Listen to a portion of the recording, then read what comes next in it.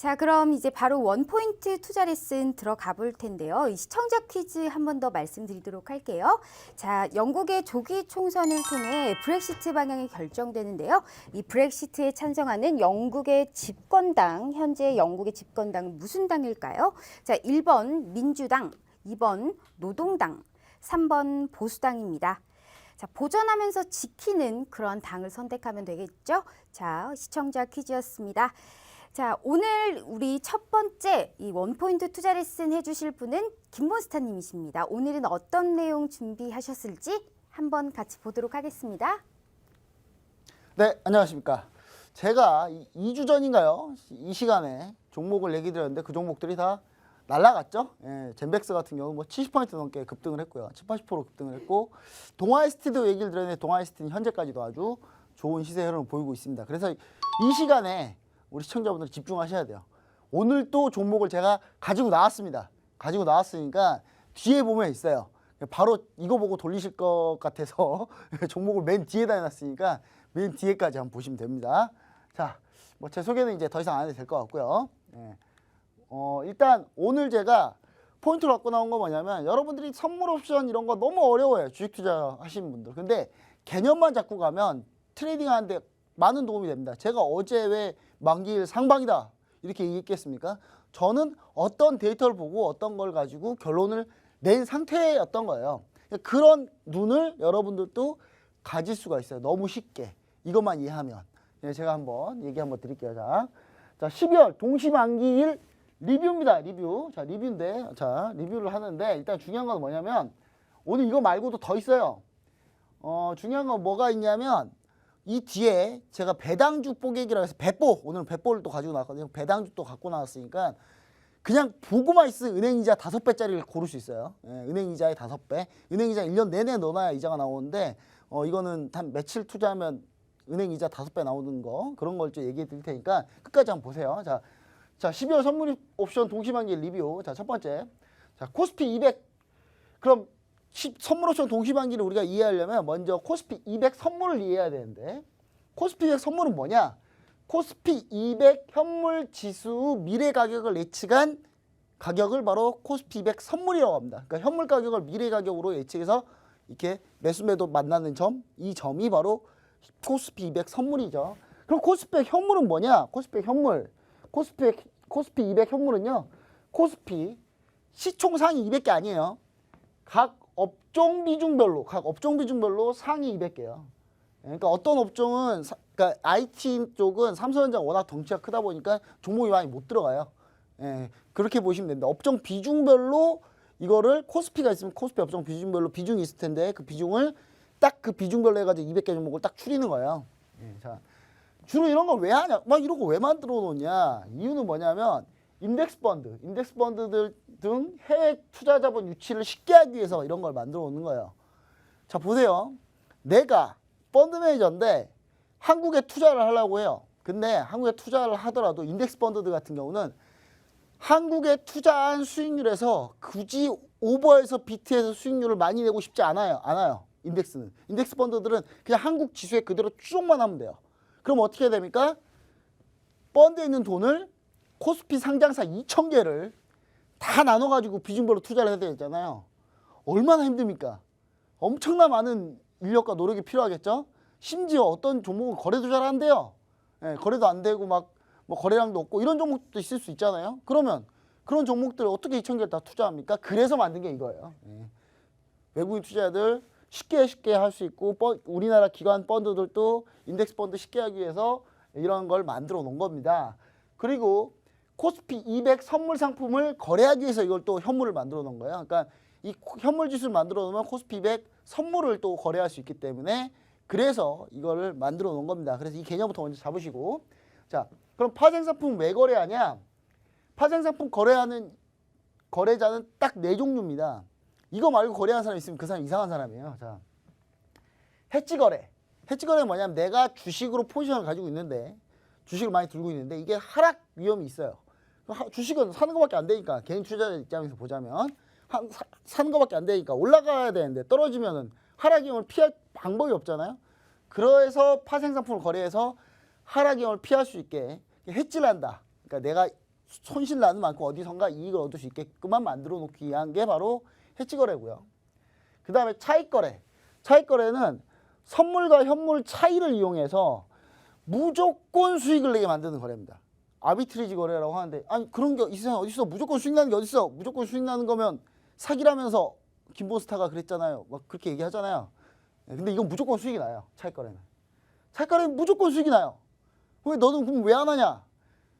수익은 나는데 많이는 안 나요. 그래서 엄청나게 많은 돈을 투자해야 수익을 좀 많이 뽑을 수 있습니다. 그래서 저도 못하는 거예요. 그래서 저 기간에 했을 때 이거 했었어요. 차익 거래에서도. 자, 투기 거래. 투기 거래 스페큘레이터라고 하는데 이 투기 거래 같은 경우는 일단 한 방향으로 거래하고 싶은 사람들. 그러니까 매수든 매도든 떨어졌을 때 크게 먹고 굳이 주식 포지션 안 들고 있다 하더라도 내가 투기 거래로 한쪽 방향을 다 열어놓고 한쪽 방향으로만 거래하는 대부분의 개인 투자분들, 파생 개인 투자하시는 분들 이걸 많이 하시죠. 그리고 스프레드 거래, 월물차를 이용한 거래, 뭐 다양한 스프레드 거래가 있습니다. 자, 이게 이제 우리 HTS에 보면 흔히 많이 보이는 건데 이게 바로 이제 우리 코스피 종합이죠. 코스피 종합 지수. 그다음 여기 나오는 K200 지수는 코스피 현물입니다. 현물이에요. 그럼 코스피 선물 가격은 어딨냐? 선물 가격이 있고 그 선물가 코스피하고 그다음 코스피 200 오늘 같은 경우는 코스피 200하고 코스피 100 선물하고 현물하고 가격이 같겠죠. 만기일이니까. 그렇죠? 그래서 자, 선물과 현물의 가격 차이. 그걸 뭐라 그러냐면 베이시스라고 합니다. 베이시스. 시장 베이시스라고 하는데요. 일단 요 정도를 먼저 알아놓으면 일단 1차가 끝난 겁니다. 자, 그다음 어렵진 않잖아요. 자, 그럼 2차로 갈게요. 자. 그럼 이제 프로그램 매매에서 프로그램 매매는 도대체 뭐고 차익 거래하고 비차익 거래는 도대체 뭐냐?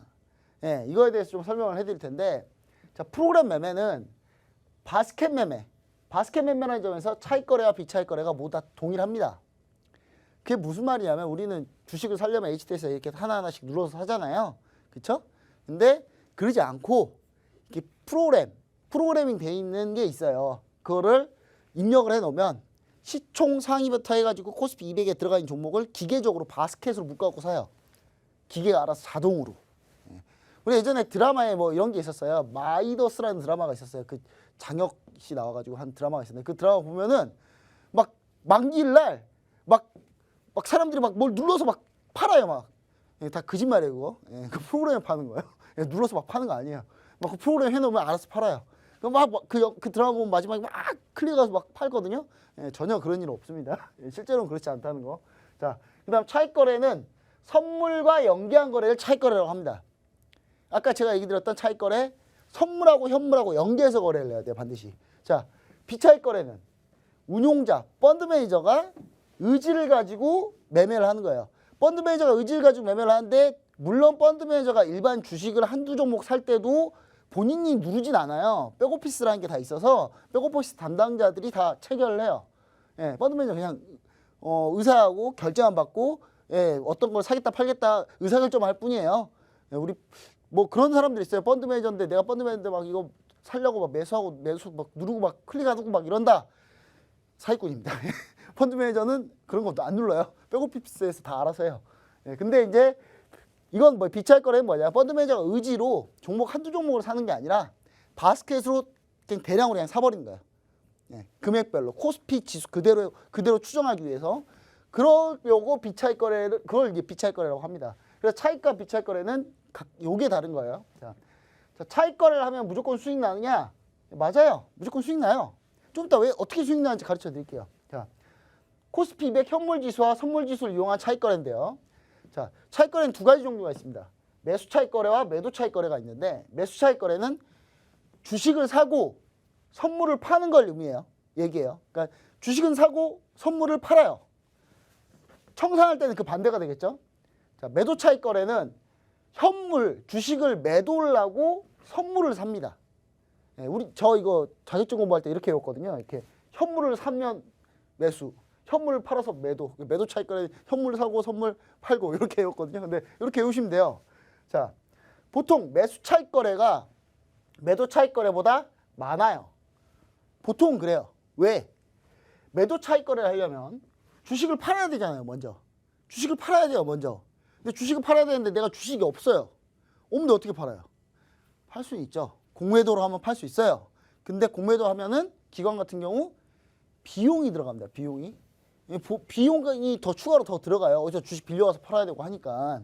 그러면 이제 그런 부분들 때문에 사실상 매수 차익거래가 더 많아요. 그래서 항상 청산될 때 매수 차익거래 주식 매수니까 청산이 되면 주식이 매도로 쏟아지잖아요. 그래서 만기일날 주로 떨어진다는 그런 생각을 많이 하게 되는 거예요. 왜냐하면 매수 차익거래가 워낙 더 많기 때문에. 자, 실제 매수 매도 차익거래 발생을 어떻게 하는지 한번 얘기 드릴게요. 자, 보시면은 약간 연한 색깔, 이 연한 색깔이 뭐냐면 선물이에요. 선물. 자, 그 다음 이 진한 색깔이 현물 지수라고 따져봤을 때 시간이 이렇게 흐르고요. 그럼 이제 현물과 선물의 가격 차이가 생기겠죠. 제가 이거 뭐라 그랬습니까? 베이시스라고 했어요. 베이시스. 예. 이 베이시스가 많이 벌어지면, 자, 이때 많이 벌어졌죠. 자, 연한 색깔 선물은 고가, 현물은 더 낮죠. 근데 우리가 나중에 어떻게 된다는 걸 알게 됩니까? 이런 지점에서 각각 이 선들은 다 만난다는 걸 알고 있죠. 결론 다 만나요. 한 번씩. 무조건 만나게 돼 있어요. 3개월에 한 번은. 만기일이니까. 무조건 만날 거 아니에요. 그쵸? 예. 자, 보시면은, 자, 이렇게 선물이 고평가돼 있고 현물이 저평가돼 있다. 주식이 저평가돼 있다. 이러면 어떻게 됩니까? 고평가돼 있는 거를 팔고 저평가돼 있는 거 사면 돼요. 그럼 이때 되면 어떻게 됩니까? 이 판 게 이 정도 수익이 났을 거고 주식을 현물이죠. 진한 게 현물 주식 같은 경우는 이렇게 사놨는데 손실이 한 요 정도 났겠죠. 손실이 이만큼 났을 겁니다. 그럼 전체 이 정도 수익 나고 손실은 이만큼 나고 무조건 수익이잖아요. 그렇죠? 자, 그럼 반대 경우 볼게요. 자, 반대 경우. 선물이 저평가돼 있어요. 선물이 저평가돼 있고 주식이 고평가돼 있어요. 그러면 이렇게 요 정도 차이가 생기죠. 그럼 어떻게 하면 됩니까? 선물을 사고 주식을 팔면 돼요. 그렇죠? 그렇게 되면 어떻게 됩니까? 나중에 여기 가서 다시 만나잖아요. 그러면 결국 어떻게 됩니까? 선물을 산 거는 이만큼 수익이 났을 거고 이만큼 수익이 났을 거고요. 그러니까 현물은 요만큼 손실이 났겠죠. 그렇죠? 팔았는데 올랐으니까 손실이 났겠죠. 그럼 어떻게 됩니까? 결론은 수익이잖아요. 그럼 무조건 수익인 거예요. 이렇게 해서 무조건 수익 나게끔 만들 수가 있어요. 실제로 이렇게 거래해요. 그리고 거래하는데 N만큼 금액 아니면 티가 안 나죠. 티가 안 납니다. 사실. 엄청나게 많이. 예전에는 공모펀드 거래세를 부과하지 않았을 때는 이게 차익거래가 상당히 쏠쏠했어요. 사실은. 근데 이제 나라에서 공모펀드 거래세 부과해버리니까 차익거래가 수익성이 그렇게 좋지는 않습니다. 좋지는 않는데 뭐 그래도 베이시스 많이 벌어지면 가능합니다. 가능한데 왜 공모펀드 거래세 부과했냐? 이유는 딱 하나예요. 너무 차익거래 이런 거에 너무 시장이 휘둘리니까 만기일날 너무 왔다 갔다 많이 하잖아요. 돌치쇼크 때 2011년 11월 돌치쇼크 때 동시호가 시작하자마자 전부 다 하한가 갔잖아요. 이제 그런 식으로 차익거래에서 건드려 버리니까 자꾸 이제 시장이 교란된다는 생각으로 공모펀드 거래세 부과하면서 그런 거 없애버렸어요. 자, 그럼 이제 12월 만기 어떻게 됐었냐에 대해 설명을 해드릴게요. 자, 12월 동시만기 리뷰를 한번 정확하게 다시 한번 해보겠습니다. 자, 11월 만기 이후에 11월 만기, 12월 만기 말고 전월 옵션 만기 이후에 외국인이 어떻게 했습니까? 기록적으로 순매도했죠. 주식을 계속 팔았잖아요. 현물 순매도에다가 현물 순매도를 했었는데 그럼에도 불구하고 선물 지수는 콘텐츠를 유지했어요. 계속. 콘텐츠를 유지한다는 게 뭐냐면 선물이 현물보다 더 높았다는 거예요. 선물이 더 높았다는 거예요. 현물보다. 그럼 어떻게 됩니까? 콘텐츠를 유지하면 어떻게 됩니까? 현물을 매수해야 되겠죠. 현물을 매수하게 되겠죠. 프로그램으로는. 그러면서 지수를 방어했던 거예요. 그러면서 이렇게 되니까 이제 기관에서 그럼 어떻게 됩니까? 현물을 매수한다. 그러면 매수 차익이죠. 매수 차익 잔고가 1.6조 원 정도 쌓였습니다. 실제로. 1조 6조 원 정도 쌓였다는데 제 계산으로 어제 얘기했던 건 1조 5천억이었는데 뭐 1.6조라고 하더라고요. 평균적으로. 자, 그리고 스프레드가 고평가된 상태였는데 그 스프레드 고평가라는 건 무슨 얘기냐? 근원물을 매수했고 원월물을 매도했다는 얘기예요. 근원물 바로 앞에 있는 월물을 매수하고 뒤에 있는 월물을 매도했다는 얘기거든요. 이런 상태에서 배당 차익거래를 위해서 12월 배당 기준을 이후로 청산을 잡을 수밖에 없어요. 이렇게 되면. 그러면 롤오버를 대부분 한다는 거죠. 그러니까 이 매수 차익 거래는 쏟아지면 매도로 쏟아집니다. 매도로. 그래서 이게 1조 6천억이 매도로 쏟아질 뻔 했는데 중요한 거는 배당 차익 거래를 위해서 스프레드가 고평가인 상태이기 때문에 배당 차익 거래를 위해서는 12월 만기 이후로 넘길 수밖에 없는 상황이었던 거예요. 그래서 그래야 수익성이 좋으니까 차익 거래 쪽에서는. 그래서 프로그램 거래 쪽에서는 그래야 수익성이 좋으니까 넘겼던 거죠. 넘겨서 롤오버가 좀 있었습니다. 많이 있었어요. 많이 있었고. 반면에 이제 기관은 이렇게 했었고요. 그럼 외국인은 볼게요. 자, 외국인은 기록적인 현물 매도를 기록했죠. 그러면서 외국인은 선물을 매수를 했었어요. 즉 무슨 거래 했습니까? 매도 차익 거래를 했습니다. 매도 차익 거래. 자, 기관은 매수 차익 거래, 외국인은 매도 차익 거래를 한 거예요. 그렇게 되면은 실제로 그랬고 오늘 어떻게 됐냐?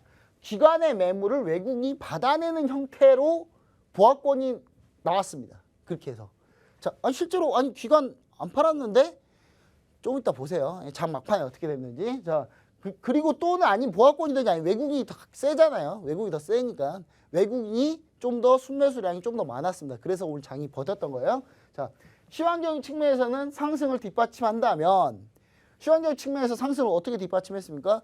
어제 미 증시에서 추가적으로 금리 인상할 가능성을 줄여주면서 지수가 좀 초반에 오르면서 시작했고 원달러가 좀 원화가 강세 보이면서 갔잖아요. 원달러 환율이 떨어졌고, 그렇죠? 그러면서 약간 시황적으로 강세를 뒷받침한 상태였어요.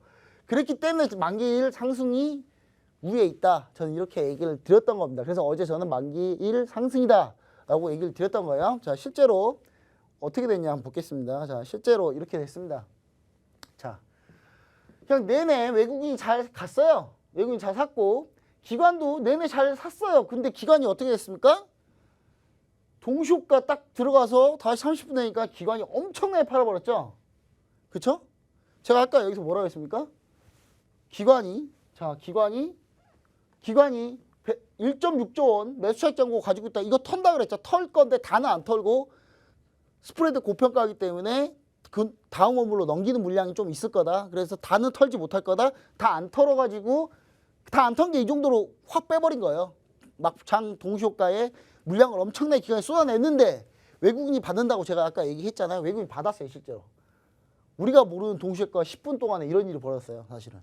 예. 실제로 이렇습니다. 그러면서 여기 보시면 차익거래, 비차익거래 전부 다 어떻게 됐습니까?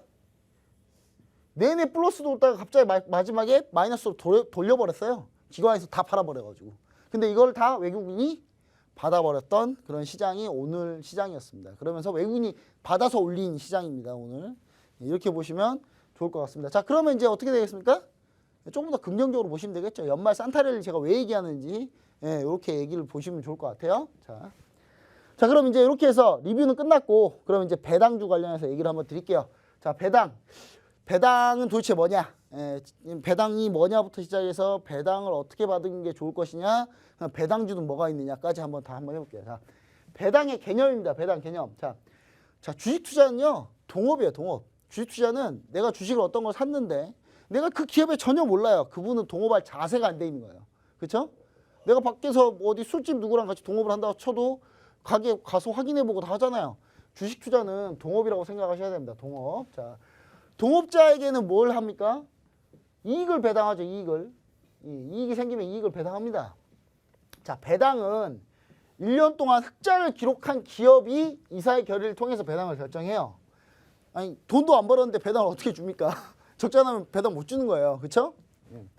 보통 예금금리가, 은행 예금금리가 낮을 때 배당주 매력이 좀 있는데 우리나라 금리가 현재 낮죠. 낮은 상태죠. 자, 배당주 매력이 있는 거예요. 자, 기업마다 순이익이 있으면 이 순이익에다가 유보를 해요. 아니, 돈 벌었다고 다 배당해버리면 그럼 그 회사는 뭘로 발전합니까? 그렇죠? 그래서 일부를 재투자를 하겠다고 돈을 빼놓고 나머지 가지고 배당하는 거예요. 자, 기업에서 재투자할 비율, 이걸 유보율이라고 하는데 제한, 나머지를 주주들한테 배당을 합니다. 이런 걸 이제 배당 성향이라고 하는데 배당 성향은 1 빼기 유보율. 예. 그럼 즉 유보율은 재투자율이니까 그럼 배당 성향이 1 빼기 유보율하면 배당 성향이 나와요. 자, 우리나라가 배당 성향이 높을까요? 낮을까요? 전 세계에서 배당 성향이 낮은 걸로 엄청 유명한 나라입니다. 우리나라는. 예, 전 세계 손에 꼽아요. 진짜 배당 거의 안 해준 나라로 유명해요. 그렇게 재투자할 때가 많나 봐요. 제가 봤을 때는 그렇게 많나?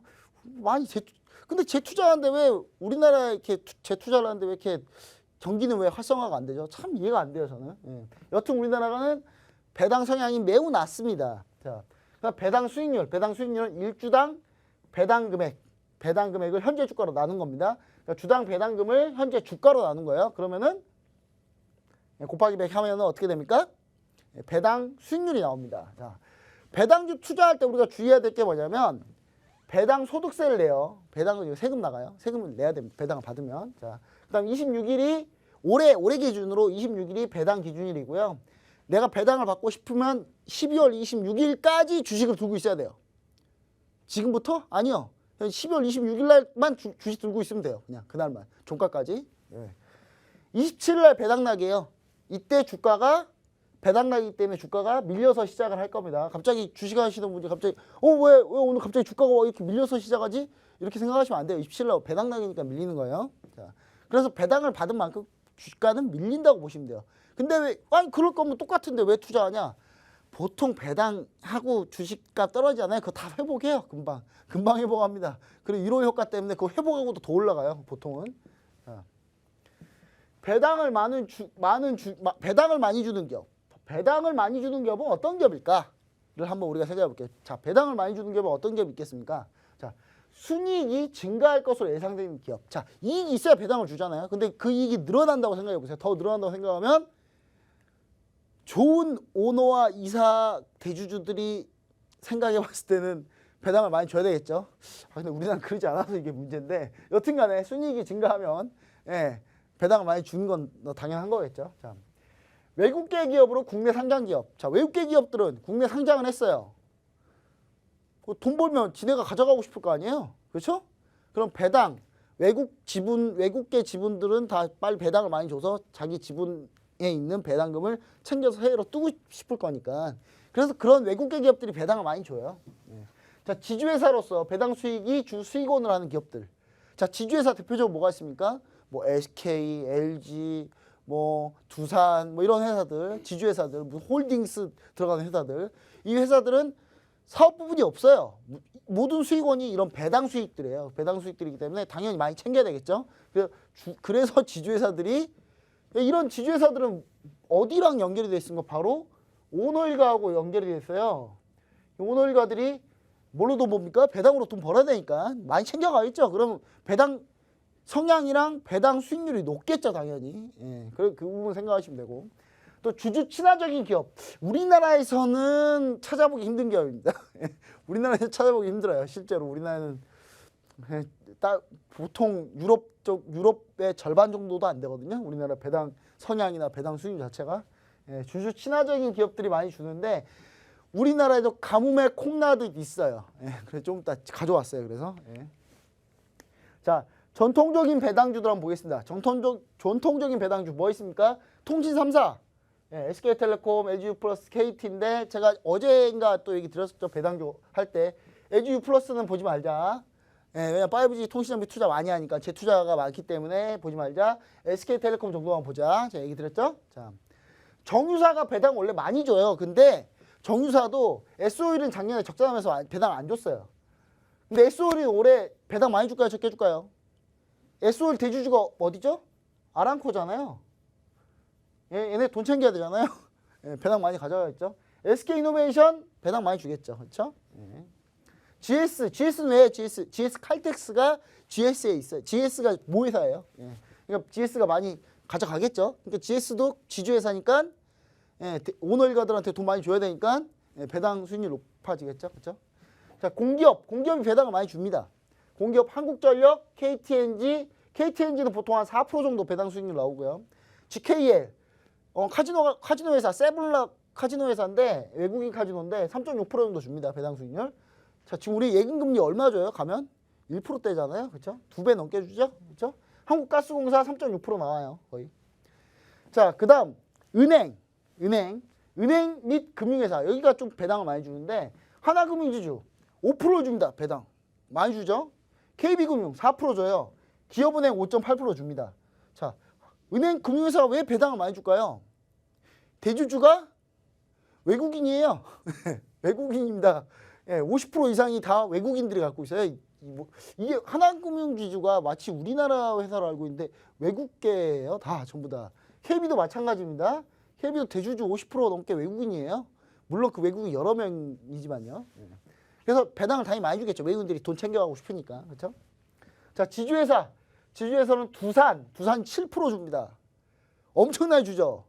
예, 오너일가들이 아주 그냥 돈 엄청 벌고 싶은가 봐요. 10%씩 줘요. 예, 배당. 효성이 6% 주고요. 보통 평균적으로. LG가 3% 정도 줬고요. AK홀딩스가 배당 수익률 한 2% 정도 넣습니다. 야, 은행이 예금으로 따지자면 훨씬 이득이잖아요. 단 며칠만 가지고 있어도. 자, 기타 배당주하고 마지막 하고 끝내겠습니다. 자, 기타 배당주 휴캠스가 한 5%대 주는데 휴캠스는 태강산업, 태강실업 그 많은 그 논란이 있는 그 회사 있잖아요. 그 회사입니다. 그 회사. 자, 그 태강그룹 내부 자금 사정 때문에 배당 수익이 높을 수밖에 없어요. 휴캠스. 5% 주고요. 강원랜드 내국인 카지노 회사입니다. 이익이 증가될 거고 주가는 적정 주가 수준이니까 시세 차익을 얻겠다는 생각보다는 배당 수익률 정도만 보겠다라고 접근하시면 될 것 같고요. 쌍용량에는 6.8%를 배당 수익률을 줍니다. 시멘트업을 하고 있고요. 경협주죠. 실적은 증가했는데 주가는 많이 떨어졌어요. 아, 그럼 시세 차익도 가능하지 않냐? 근데 적정 주가 수준입니다. 지금 주가 떨어졌는데 적정 주가 수준이에요. 예. 삼양 패키징 화학주고요.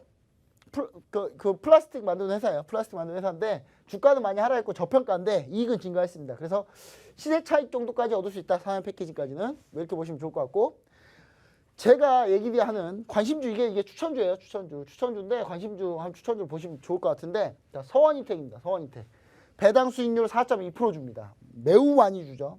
자, 스마트폰 부품을 하고 있고 통신장비 모듈 사업을 하고 있습니다. 삼성전자 1차 벤더고요. PER 8배 수준으로 완전 저평가입니다. 초저평가인데 주가가 많이 올랐어요. 근데 아직도 저평가예요. 자, 영업이익은 200%나 증가를 했고요. 지금 전년도 대비해서.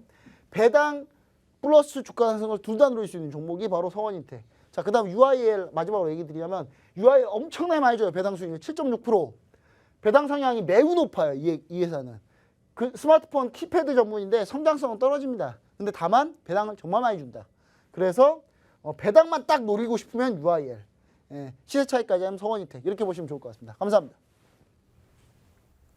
네. 밥보에 이어서 배보 참 이름 잘 지으셨어요. 배당주 뽀개기 배당 많이 주는 기업부터 서원인텍 UIL까지 들어봤습니다.